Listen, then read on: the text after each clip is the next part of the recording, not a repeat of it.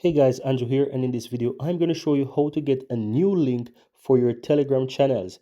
Go ahead and find that channel that you want to get the new link for. Click on the channel, then click the channel name at the top there, and here you'll have a section that says subscribers, right? You tap on that. Here you want to click an invite via link. It's going to take you to the section where you have the link. You can click the three dots and you can easily choose to revoke link. Click and revoke, and it's going to generate a brand new link for you. Another way, you can just simply click and create a new link, and you can go ahead and you can choose if you want to create a link for a certain period of time or whatever. Just simply click on create, and that's also going to create a new link for that channel as well. So here you have a new link, and that's how you can easily create links for your channel. And that's it, guys. That's how you can go ahead and you can create links.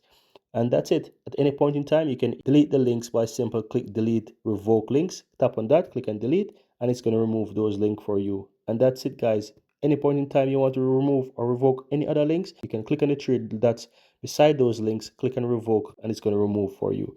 And that's all there is to it, guys. Very easy and very simple.